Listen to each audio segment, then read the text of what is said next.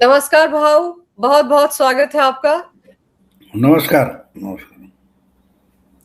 भाऊ, राहुल की कांग्रेस किस दिशा में जाती दिख रही है? जो हरकत एआई समिट में की, उसके बाद तो वो और ज्यादा बेशर्म हो गए। वो खुदा भी उनसे डरता है।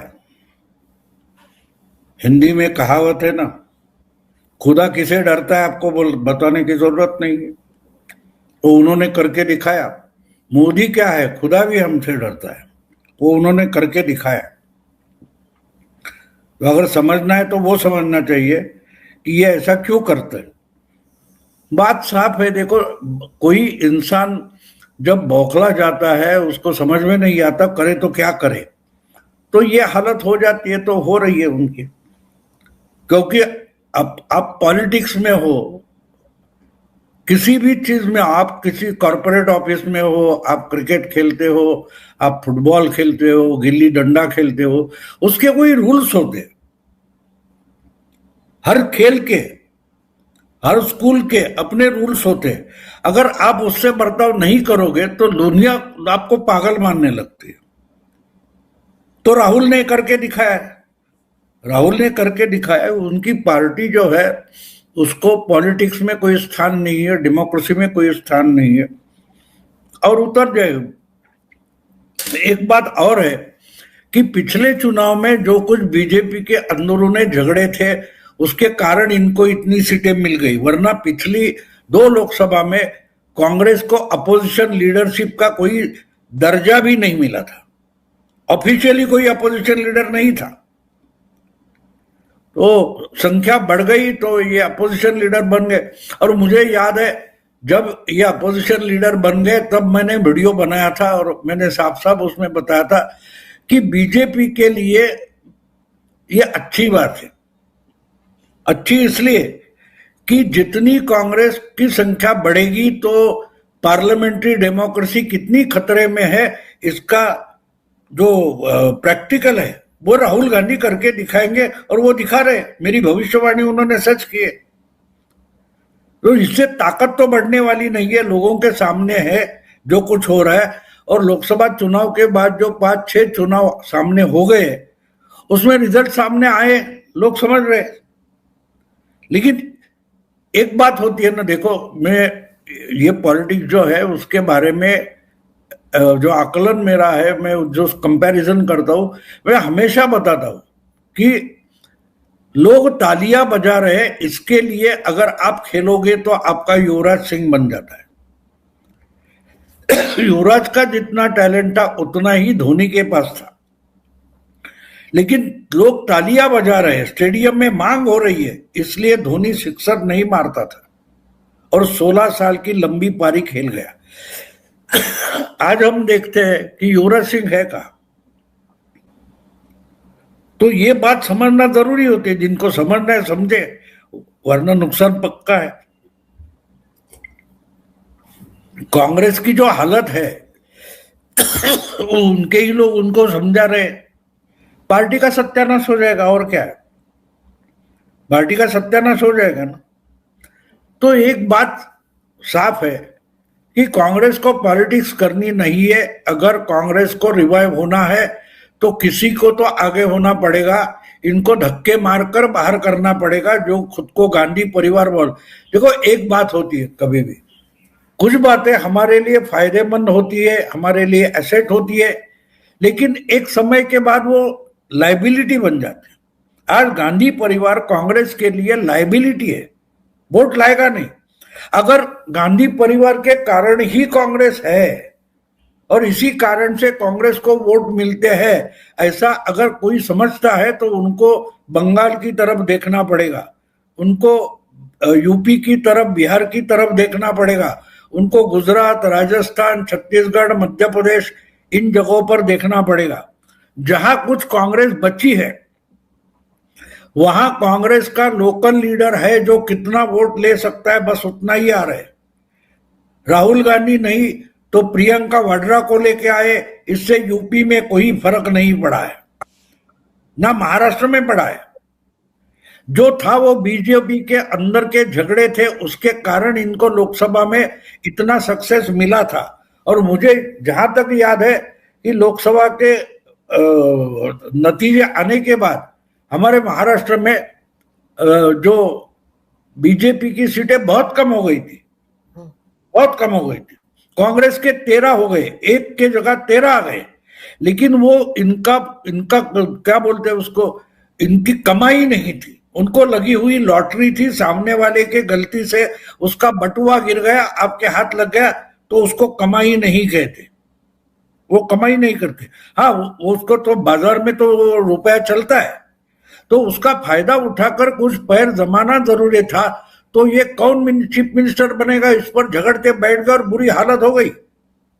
13 एमपी जिनके हैं महाराष्ट्र में, उससे 6 गुना अगर चाहिए तो कितना होना चाहिए, और इनके आए 16। इसका कारण एक ही था कि ये उस चुनाव का नतीजा, इसके पीछे की पॉलिटिक्स नहीं समझ पाए। बीजेपी की गलती थी, इसलिए दिखाई दिया कि आप मेरिट में आए हो, आप मेरिट में थे नहीं, आप 6ठे नंबर पर थे। तो विधानसभा ने दिखा दिया कि आप 1 नंबर थे, 6ठे नंबर पर आ गए। और देवेंद्र फडणवीस लोकसभा के बाद बार बार हर जगह भाषण करते थे, जनता में करते थे, कार्यकर्ताओं में करते थे। तो बार बार देवेंद्र फडणवीस एक ही बात दोहरा रहे थे, समझा रहे थे कि भाई हमने गलती की है, हम लिथार्जिक लेजी बैठ गए, वोटिंग कम हुआ। देखो 2019 और 2024 दोनों चुनाव के आंकड़े जाकर देखो, 8% 7% वोटिंग कम हुआ था 2019 की तुलना में। मेरा ख्याल है कुछ 65% से ज्यादा वोट था। वो 24 में 57% हो गया, तो 6-7% कम हो गया वोट। अगर वो पूरा वोट 5 साल पहले जैसा बीजेपी का कार्यकर्ता घर घर से लेकर वोटर को जमीन तक लाता, तो आंकड़े बदलते हुए दिखाई देते। और वही विधानसभा में हो गया, तो हमने देखा कि महाराष्ट्र में उसी कांग्रेस का, उसी INDIA का पार सुपड़ा साफ हो गया, 50 तक नहीं आए, 50 तक। तो ये बात होती है, अगर ये समझना है तो समझो, वरना खत्म हो जाओ। कौन बचाएगा?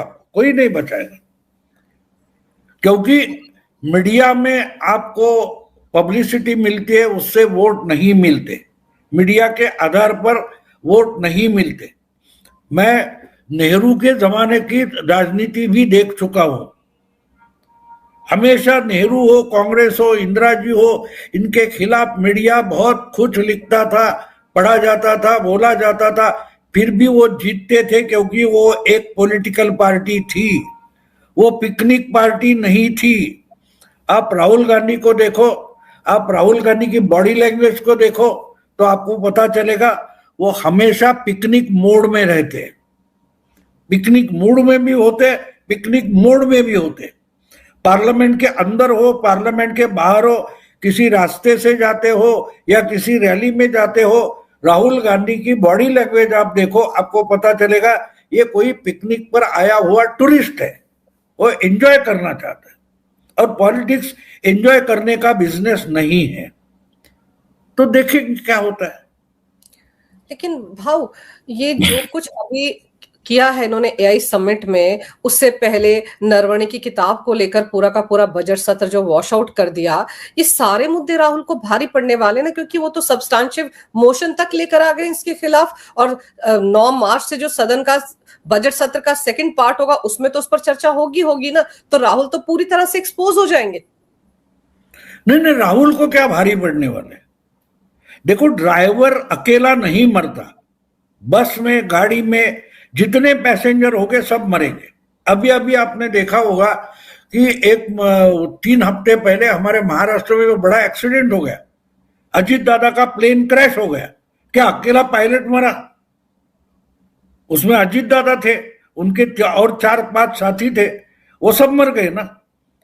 तो बस में या प्लेन में बैठे हुए लोगों को पायलट या ड्राइवर क्या करता है वो देखना जरूरी होता है। तो आप गलत बोल रही हो कि राहुल का नुकसान होगा। राहुल का कुछ नुकसान नहीं होगा। एक बच्चा अगर पटाखे बजा रहा है तो घर के अंदर लगा रहा है, जला रहा है, तो नुकसान बच्चे का नहीं पूरे घर का होता है। तो ये अगर घर वाले नहीं समझेंगे तो नुकसान पूरे घर का होना है। तो घर वालों को यानी कांग्रेस वालों को सोचना पड़ेगा कि भाई संकट से नहीं राहुल से कैसे बचे। अगर वो नहीं सोचना चाहते तो नुकसान मोदी का या बाकी किसी का नहीं होगा, कांग्रेस पार्टी का होगा। क्योंकि जो भी कुछ हो रहा है लोग देख रहे हैं, वो टीवी पर आ रहा है, घर घर में पहुंच रहा है। और आम जनता जो होती है, मैं आम जनता पर ज्यादा भरोसा करता हूं, ना कि कोई जो एनालिसिस करता है उस पर मेरा ध्यान नहीं है। मेरा ध्यान हमेशा आम जनता किस ढंग से सोचती है। एक हवाई जहाज का एक्सीडेंट हो गया तो कल से पूरी की पूरे लोग हवाई जहाज से प्रवास करना बंद नहीं करते, जाते हैं, क्योंकि उनको मालूम है वो एक्सीडेंट है। लेकिन अगर एक ही कंपनी का हवाई जहाज बार बार गिरने लगा तो उस कंपनी की हवाई जहाज से कोई नहीं जाएगा। तो जिस ढंग से कांग्रेस चलाई जा रही है, कांग्रेस के तरफ से जो रिजल्ट आ रहे हैं, अभी की बात है, विधानसभा हो गई, फिर कॉरपोरेशन के महाराष्ट्र में चुनाव हो गए, उसके बाद जिला परिषद के हो गए, छोटे छोटे हर जगह कांग्रेस बुरी तरह से हारी है। एक्सेप्शन है तो थोड़ा तेलंगाना में, कर्नाटक में अभी ये पीछे पड़ना शुरू हो गया है, अभी 2 साल बाकी है उनके लिए। तो कहने का मतलब ये है कि जो कुछ राहुल गांधी कर रहा है उसकी चिंता कांग्रेस वाले करे। मैं तो कांग्रेस का समर्थक हूं नहीं, मुझे कोई परवाह नहीं, उल्टा मैं खुश हूं। और नंगापन करे और मजाक करे पॉलिटिक्स की, क्योंकि कीमत अगर तुम चुकाने वाले हो तो मैं उस पर रोने की मेरे को क्या जरूरत है। उल्टा मैं खुश हूं, क्योंकि राहुल गांधी अपोजिशन लीडर बनते हैं तो कांग्रेस की नाक रोज कटेगी, ये मैंने भविष्यवाणी की थी 1.5-2 साल पहले। तो अगर मेरी भविष्यवाणी सच हो रही है तो मुझे दुख करने की कोई जरूरत नहीं है, कोई जरूरत नहीं। और एक बात पक्का समझ लो, आम जनता जो होती है ना, जो रोज मेहनत करके अपनी रोटी कमाती है, बहुत कम पैसों पर अपनी जिंदगी काटती है, वो जनता बड़ी सयानी होती है। वो उसका एनालिसिस नहीं करेगी, चिकित्सा नहीं करेगी, वो उस पर एक्शन लेती है और अपना समय आने तक इंतजार करती है। आपने देखा होगा कि मुंबई में ठाकरे ब्रांड पूरा मीडिया चिल्ला रहा था, इसलिए ठाकरे ब्रांड जीता नहीं जीता। पब्लिसिटी बहुत हो गई, बहुत पब्लिसिटी हो गई, लेकिन ठाकरे ब्रांड की एडवर्टाइज देने से वो माल खरीदा नहीं गया। खरीदने वाला कौन था? जो घर घर में बैठा है, उसको पता है कि कौन क्या है, किसकी कीमत क्या है, बस उतनी कीमत उसको दे देंगे। तो राहुल जो कर रहा है, अगर मैं बीजेपी का समर्थक हूं तो मैं राहुल का सपोर्ट करूंगा। और नंगा नाच करो, और नंगा नाच करो, ताकि दुनिया सोचे भाई इमरान खान भी प्राइम मिनिस्टर बने चलेगा, लेकिन राहुल गांधी नहीं होना चाहिए। ये तो इंडियंस के दिमाग में बिठाने की कोशिश राहुल गांधी पुरजोर कर रहे, तो मैं उसका विरोध क्यों करूंगा? मैं उनकी निंदा बिल्कुल नहीं करूंगा। मैंने बोला अरे जोर शोर से और जोर से करो। अगर रोकना है तो कांग्रेस पार्टी वालों को रोकना, पार्टी वालों ने रोकना जरूरी है। फिर वो वेणुगोपाल होगा या जयराम रमेश होगा, पवन खेरा होगा, जो भी कोई है जिनको कांग्रेस पार्टी बचानी। ममता बनर्जी को पार्टी बचानी थी, वो कांग्रेस से अलग हो गई, हाईकमांड को उन्होंने पीठ दिखाई, अपनी पार्टी बनाई, क्षेत्रीय पार्टी बनाई, उन्होंने कन्वर्ट किया। वो क्या है? वो तो कांग्रेस ही है ना, बंगाल की कांग्रेस है। तृणमूल कांग्रेस का मतलब क्या है? तृणमूल कांग्रेस बंगाल में बचाई हुई कांग्रेस है। वो किससे बचाई है? सीपीएम से नहीं, सीपीएम से लड़कर गांधी परिवार से जो कांग्रेस बची है बंगाल में, उसको लोग आजकल तृणमूल कांग्रेस बोलते। आप आंध्र में देखो वाईएसआरसीपी क्या है? वाईएसआरसीपी का मतलब हाईकमांड से और गांधी परिवार से जगन मोहन ने बचाई हुई कांग्रेस है। तो जिनको कांग्रेस बचानी है वो एक काम करे, गांधी परिवार से नाता तोड़े और अपने हाथ में अपने अपने राज्य में जितनी क्षमता है, जितनी औकात है, उतनी कांग्रेस संभाल ले। इससे ज्यादा क्या कर सकते? भाव पश्चिम बंगाल में, असम में, या फिर 2027 में उत्तर प्रदेश में भी विधानसभा चुनाव होने हैं, उसमें आपको क्या दिख रहा है? क्योंकि ये लोग तो जिस तरह से, आप देखिए एक वीडियो लीक हुआ था कि ओवैसी आ रहा है उत्तर प्रदेश में, और खड़गे कैसे इमरान मसूद को समझा रहा था कि वो नहीं आना चाहिए, हैदराबाद ही नहीं आना चाहिए। भाव ले देकर तो 2 सीटें हैं इनके पास उत्तर प्रदेश में विधानसभा की, और उसके बाद भी इस तरह का डर, तो क्योंकि बहुत सारा भ्रम भी तो फैलाया जा रहा है ना योगी आदित्यनाथ को लेकर। नहीं, भ्रम फैलाने से कुछ नहीं होता। एक देखो, मीडिया मीडिया कवर करती है ऐसा वोटरशिप 3 या 4% है। 90% से भी ज्यादा वोटर जो है वो मीडिया से पूरा अलग है। वो आपको सुनता ही नहीं, वो आपको देखता ही नहीं, वो अपने अनुभव पर अपना मत बनाता है और वोट डालने जाता है। तो आप मार्केटिंग किसकी भी करो, इसलिए तो मैंने बोला ना, ठाकरे ब्रांड, ठाकरे ब्रांड, क्या हुआ ठाकरे ब्रांड का? बाकी छोड़ो, 29 कॉरपोरेशन के चुनाव महाराष्ट्र में हो गए,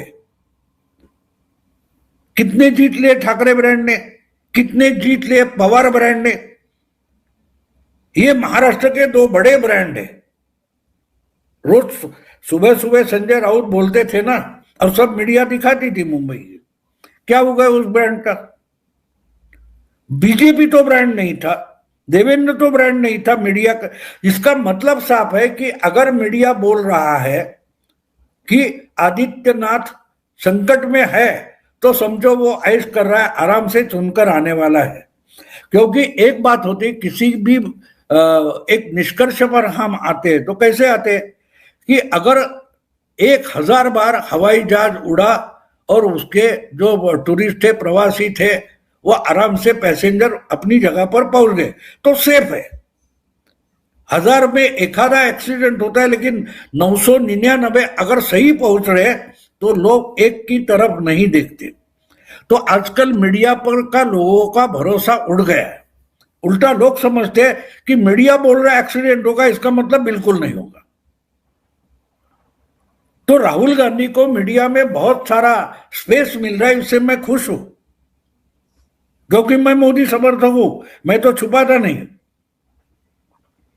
तो ये सबसे अच्छी साइन है, अच्छी साइन है कि रोज मोदी संकट में, मोदी संकट, योगी संकट में, हिमंता विश्व शर्मा का अभी गया सुपड़ा साफ हो गया, ये खबरें देखकर मैं मजे लेता हूं उसके, मैं खुश होता हूं। वाह, इतने अच्छे संकेत तो आसानी से नहीं मिलते। इसका मतलब देखो, मैं ये मजाक नहीं बोल रहा, आपको लगेगा कि मैं सरकास्टिकली बोल रहा हूं, बिल्कुल नहीं, बिल्कुल नहीं। आप मेरे वीडियो या मैंने औरों के साथ हिंदी में भी किए हुए वीडियो देखो।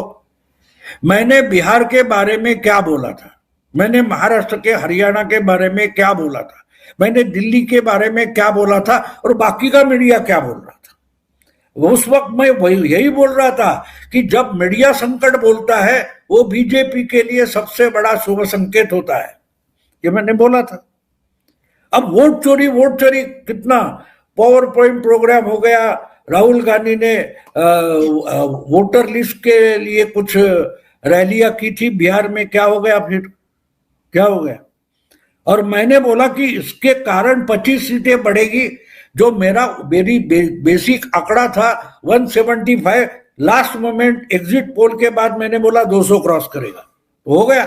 मैं तो मुंबई में मेरे घर से बाहर नहीं निकलता, ग्राउंड रिपोर्ट की तो बात छोड़ दो, मैं घर में नवी मुंबई में बैठा हूं।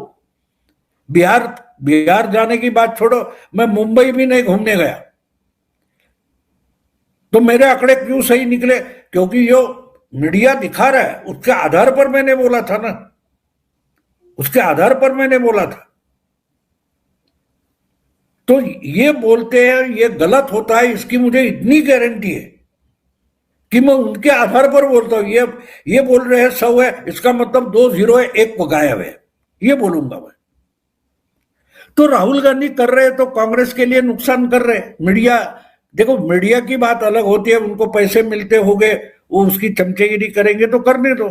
लेकिन वोटर अगर आपसे कटा हुआ है तो आप जो जिस माल की एडवर्टाइज कर रहे हो वो माल गोडाउन में भी नहीं है, तो दुकान पर तक नहीं, सप्लाई चेन ही नहीं है, तो वोटर के पास पहुंचेगा कैसे? नहीं पहुंचेगा, हो गया नुकसान। क्या होगा बिहार में राहुल गांधी का? अपने साथ साथ तेजस्वी को भी डुबाया उन्होंने। इसलिए ममता सयानी है। ममता बोल रही कि मैं इनके साथ तो नहीं लड़ूंगी साथ लेकर, क्योंकि उसको मालूम है इनके कारण 10 सीटें नहीं बढ़ेगी, लेकिन 25-30 सीटें कम जरूर होगी। तो भाई हाथ आप अलग लड़ो। और जो बात आपने ओवैसी की है, तो मुझे लगता है कि ओवैसी ये अलग एक फैक्टर सामने आ रहा है जिसका कांग्रेस को धोखा है। अगर खड़गे बोले तो सही है कि कांग्रेस का मुस्लिम वोटर खिसक रहा है। अगर 6 सीटें बिहार में ओवैसी की आई, महाराष्ट्र में जो कॉरपोरेशन चुनाव हुए उसमें शरद पवार से भी ज्यादा ओवैसी की सीटें आई है कॉरपोरेशन चुनाव में। क्यों आई है?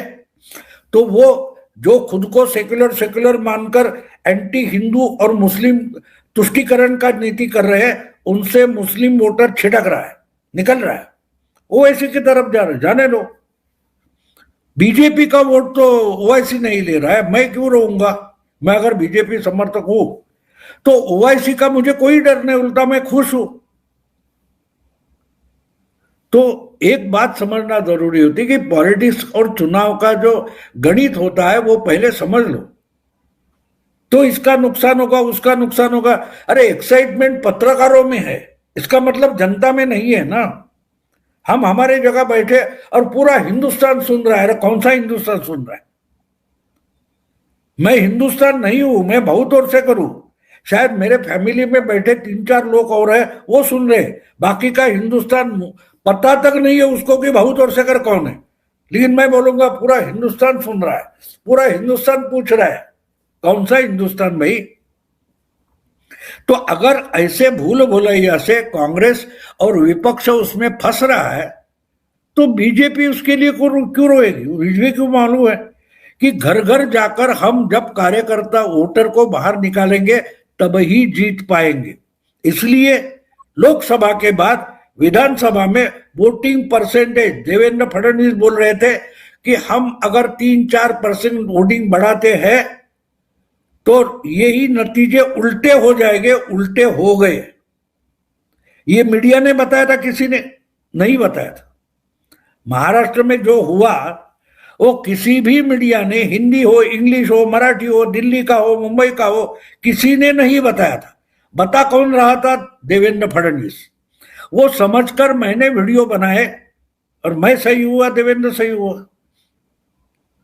तो मैं सही नहीं हुआ, देवेंद्र सही बोल रहा था। मीडिया वो सही है करके दिखा नहीं रहा था। इसके कारण परिणाम बदलते नहीं।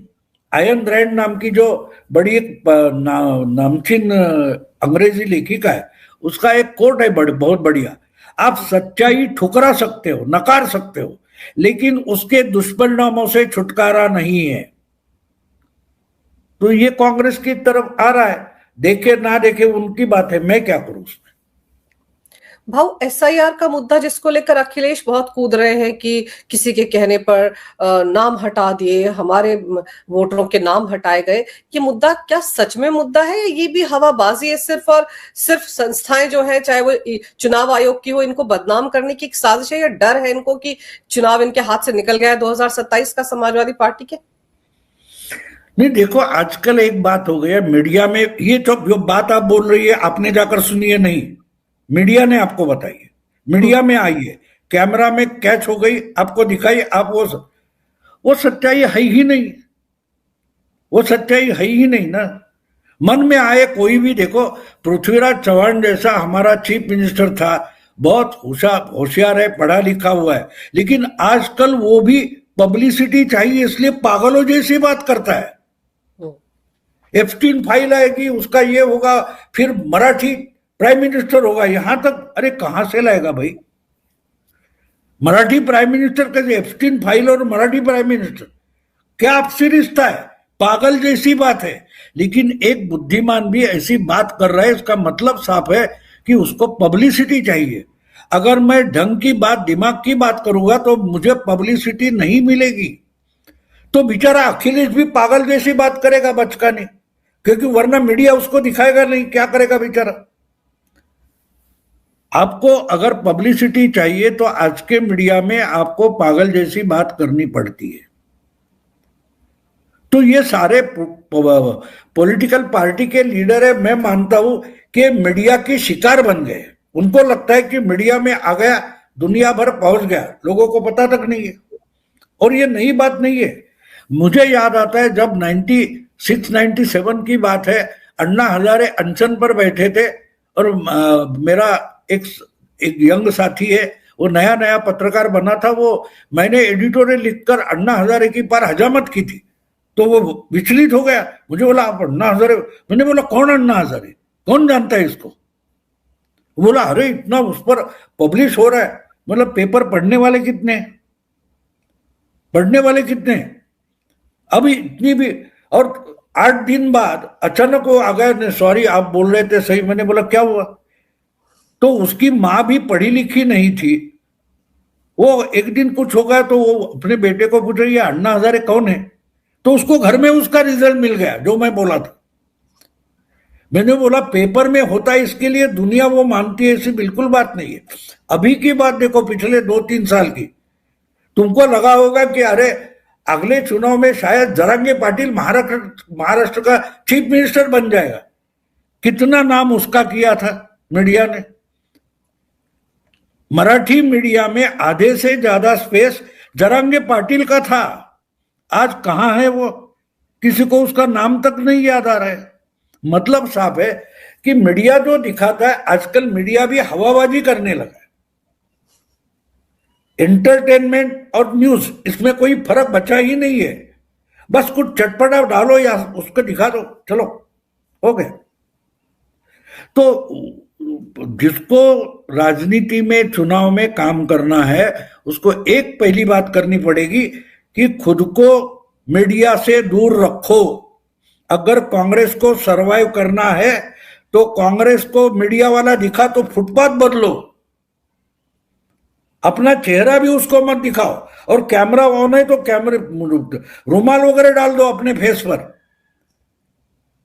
मीडिया से हट जाओ, यही पॉलिटिक्स के लिए आगे जाने का एकमेव रास्ता है।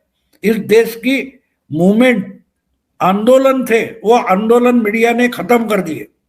अब बचा कुचा जो अपोजिशन है वो भी मीडिया खत्म कर रहा है, क्योंकि कैमरा चालू हो गया, घोषणा ये वो, मीडिया कैमरा बंद, आंदोलन खत्म। आंदोलन बचा का है। हमने सालों साल चलने वाले आंदोलन और प्रदर्शन देखे हैं, आजकल कहीं दिखता है? कैमरा ऑन, आंदोलन शुरू, कैमरा ऑफ, आंदोलन खत्म। तो ये कैमरा के सामने सब चलता है, ड्रामा चलता है, सिनेमा जैसा। ये असलियत में ना पॉलिटिक्स है, ना आंदोलन है, ना मूवमेंट है, ना ओपोजिशन पॉलिटिक्स है।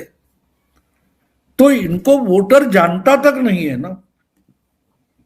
मीडिया में तो उद्धव ठाकरे छाए हुए थे, लेकिन 29 कॉरपोरेशन के चुनाव थे, ये 3 महानगरों तक नहीं गए, मीडिया में हर जगह दिखाई देते थे। तो मीडिया से वोट नहीं बनते, वोट लोग अपने अनुभव से बनाते हैं और उस दिन जाकर बटन दबाते हैं। ये जिस दिन राहुल गांधी, कांग्रेस और अपोजिशन की दिमाग में आएगा, तब ये कॉन्क्लेव सम्मेलन लेना बंद करके लोगों तक जाएंगे। ममता दीदी संकट में इसलिए है कि वो कचहरी में सुनवाई में लगी हुई है और आज वोटर के पास जाने की जरूरत है। मैं आज बोल रहा हूं, ममता दीदी सत्ता गंवा रही है। क्यों? क्योंकि वो लोगों तक नहीं जा रही है। लेकिन दूसरी तरफ बीजेपी ने अपने तरीके से पिछले 6 महीने से बंगाल में कोना कोना छान मारने का काम शुरू कर दिया है। तो जो वोटर के पास पहुंचेगा, वोटर उसके साथ हो जाएगा। जो मीडिया में रहेगा वो मीडिया में ही रहेगा। हमारे अभी के चुनाव के नतीजे के बाद देवेंद्र फडणवीस ने साफ साफ प्रेस वालों को बता दिया, आप मीडिया चलाओ, उसमें अपोजिशन को छाए रहने दो, जमीन पर हम काम करेंगे, अब जीतेंगे। इससे और सीधा साधा जवाब क्या हो सकता है? अगर ये अखिलेश राहुल समझना चाहे तो समझे, ना समझे वो अनाड़ी है। बिल्कुल सही कह रहे हैं आप भाऊ, क्योंकि जब ये एआई वाला समिट में जो कांड किया था कांग्रेसियों ने, उसके बाद आप देखिए पवन खेड़ा का बयान क्या आया था कि वो धरना वहीं तो देंगे जहां पर मीडिया है, जहां मीडिया के कैमरे हैं, वहीं जाकर तो उनको प्रदर्शन करना था। इसीलिए तो वो समिट के भारत मंडपम में गए थे। इस तरह की बयानबाजी हो रही थी। लेकिन आप बिल्कुल सही कह रहे हैं सर, जनता के साथ इनका जुड़ाव है नहीं। ये सिर्फ ऊपर हवाई बातें करते हैं, मीडिया में छाए रहते हैं। नहीं, इसीलिए एक बात और सोचो कि वो भारत मंडपम में जो लोग थे वो वोटर नहीं है, वो टूरिस्ट आए हुए हैं। तो वहां करने से आप वोटर के पास नहीं पहुंचोगे, लेकिन वो उधर कर रहे, करो भाई। और वहां कर रहे थे भाव, और वहां पिट भी तो गए ना। फिर राहुल गांधी ने एक बार स्टेटमेंट दिया था ना, पीएम मोदी को डंडे मारेंगे लोग। तो राहुल गांधी को ही डंडे पड़े, जिस तरह से वो 10 उसकी पार्टी के यूथ कांग्रेस के पिटे हैं। जनता ने पीटा है ना उनको, वहां पर कैसे लात घुसे चल रहे थे। तो राहुल को समझ में आ रहा होगा कि उसकी जेंजी जो है, उसको भारत की जेंजी ने कूट दिया है। भाव, आपने समय निकाला, बहुत ही विस्तार से इस विषय पर बड़ी अहम जानकारी दी। आपका बहुत बहुत धन्यवाद। नमस्कार। नमस्कार।